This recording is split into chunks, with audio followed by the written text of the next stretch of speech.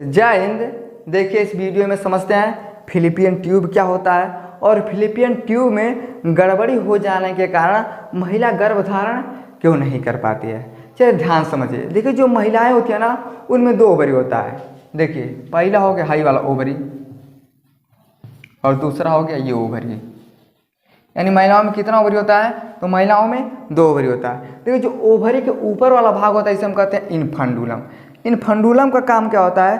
तो इनफंडुलम ऐसा क्षेत्र होता है जो कहाँ जाके खुलता है? तो अंडाशय के पास जाके खुलता है। देखिए जब तक स्पर्म अकेले है तब तक उसे हम क्या कहते हैं? शुक्राणु कहते हैं। लेकिन वही शुक्राणु जब अंडाशय में घुस जाता है ना तो एक भ्रूण का रूप ले लेता है और भ्रूण का रूप लेने में सबसे ज़्यादा मदद कौन करता है? तो इनफंडुलम करता है। यही कहाँ उसको लेके जाता है? अंडाशय के पास जाता है और वहीं पे खुल जाता है। इनफंडुलम का समझ में आ गया।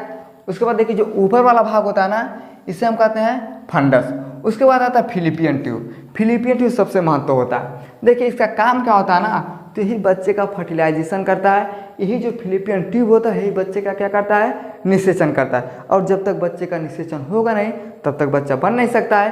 तो यही जो होता है ना फिलिपियन ट्यूब यही क्या करता है? तो यही बच्चे का निषेचन करता है। उसके बाद देखिए आता है फेब्रिया।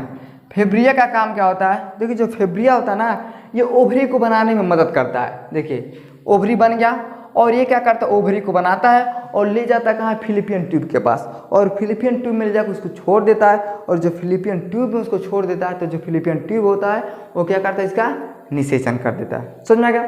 देखो उसके बाद आता है इंडोमेट्रियम। देखिए इंडोमेट्रियम क्या होता है? तो आजकल की महिलाओं में ना ये 40% ये बीमारी हो गया है। देखिए इस बीमारी में होता क्या है? स्पर्म भी जाएगा बढ़िया से जाएगा लेकिन देखिए अब यहाँ से स्पर्म जाएगा इसे कहते हैं। अब स्पर्म जब जाएगा जब यहाँ तक आएगा ना तो ये क्या होता है कि कभी कभी ये ब्लॉक हो जाता है। यानी जो ये नस होता है ना ये ब्लॉक हो जाता है और जब नस ब्लॉक हो जाता है ना तो गर्भ इसी नस में ही ठहर जाता है। कई बार देखने को भी मिला है कि कितनी महिलाओं को क्या होता है ना गर्भ तो रुक जाएगा लेकिन कहाँ रुक जाता है? यही इसी नली जो होता है ना उसी में आकर रुक जाता है। और जब नली में रुक जाता है और जब बच्चे का विकास होने लगता है ना तो नली क्या होता है? दर्द करने लगता है। मान लीजिए पेन है और पेन को हम नीचे से क्या करते हैं? ब्लॉक कर देते हैं। स्याही डालेंगे ऊपर ही रुक जाएगा, पेन चलेगा नहीं चल पाएगा। यानी जब वो बीच में ही ब्लॉक हो जाएगा तो स्याही कहाँ जाएगा? नीचे तक नहीं जा पाएगा जिस कारण कलम नहीं चल सकता। तो ठीक यही होता है। इसमें होता क्या है? स्पर्म आएगा यहाँ तक लेकिन ये जो नली होता है जो नस होता है ये ब्लॉक हो जाता है और जब नस ब्लॉक हो जाता है ना तो महिलाओं का क्या होता है? गर्भ इसी में रुक जाता है। इसको ठीक कैसे किया जाता है? तो जब ज़्यादा दर्द करता है तो आप डॉक्टर के पास जाइएगा तो डॉक्टर क्या करता है? इसको सर्जरी कर देता है जिस कारण ये जो नस होता है ये खुल जाता है जिस कारण फिर बच्चा आसानी से कहाँ चला जाता है? ट्यूटस में चला जाता है। तो किसका काम था? तो ये इंडोमेट्रियम का काम होता है। उसके बाद आता है मायोमेट्रियम।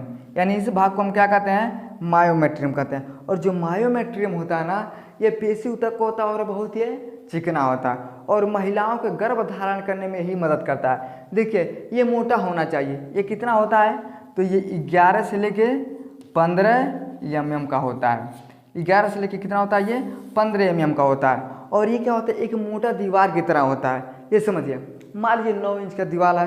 अब 9 इंच की दीवार को हम जोर जोर से मारेंगे तभी नहीं टूटेगा लेकिन अगर 4 इंच का अगर दीवार है कौन जोर जोर से मार देगा तो टूट जाता है। तो इसी कारण जो होता है ना अगर 11 से 15 mm का रहता है तो बच्चा आसानी से क्या होता है? रह जाता है। लेकिन अगर वो जो पतला रहेगा ना तो बच्चा उसमें नहीं रह पाएगा।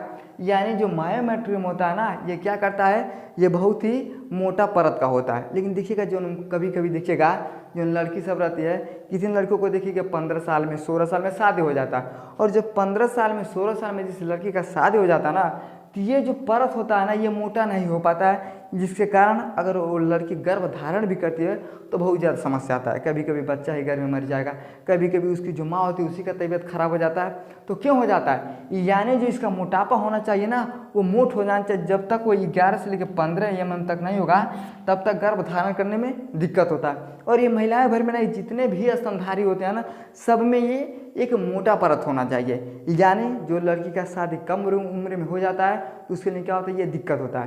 तो क्या होना चाहिए? ये मोटा परत होना चाहिए। और जब मोटा कब होता है? तो जब 18 साल में 20 साल की जब लड़की हो जाती है ना तो ये जो मायोमेट्रियम का एक परत होता है ना ये क्या होता है? ये मोटा हो जाता है जिसके कारण बच्चा आसानी से गर्भ में रह जाता है। समझ में आ गया? इनफंडुलम का काम क्या होता है? तो ये कहाँ जाके खुलता है? ये अंडाशय के पास खुलता है और ऊपर वाले भाग को क्या कहते हैं? फंडस कहते हैं। और जहाँ बच्चे का फर्टिलाइजेशन होता है तो किस में होता है, फिलिपियन ट्यूब में होता है। और जो फेब्रिया होता है, फेब्रिया क्या करता है, ओवरी को लेके जाता है फिलिपियन ट्यूब में और वहाँ उससे क्या करता है, ये निषेचन हो जाता है। और जो एंडोमेट्रियम होता है, ये 40% महिलाओं को सबसे ज़्यादा बीमारी देखने को मिलता है। ये जो नली होता है ना, यानी जुन्नस होता है ना, उसी में क्या होता है, ये ब्लॉक हो जाता है, जिससे के कारण यहीं पे आके जो शुक्राणु होता है रह जाता है और ये बढ़ने लगता है, जिस कारण जो नस में दिक्कत हो जाता है तो सर्जरी के द्वारा इसे निकाल दिया जाता है। उसके बाद है मायोमेट्रियम, ये एक मोटा परत होता है और पेशी तक का होता है। ये 11 से 15 mm का होना चाहिए, जिसके कारण बच्चा गर्भ आसानी से रह सकता है। देखिए इसी के कारण जो महिलाएं सब होती हैं, जो 15 साल में 16 साल में शादी हो जाता है, तो उन लोगों का यही जो परत होता है ये मोटा नहीं रहता है, जिसके कारण बच्चा गर्भ में सही से नहीं रह पाता है। 18 से 20 साल के बाद शादी करेंगे तो ये क्या होता है, मोटा हो जाता है, जिसके कारण बच्चा आसानी से गर्भ में रह जाता है। आई होप आपको समझ में आ गया होगा कि फिलिपियन ट्यूब क्या होता है और बच्चा गर्भ में कैसे नहीं रुक पाता है। समझ में आ गया तो वीडियो को लाइक शेयर सब्सक्राइब जरूर करें। जय हिंद।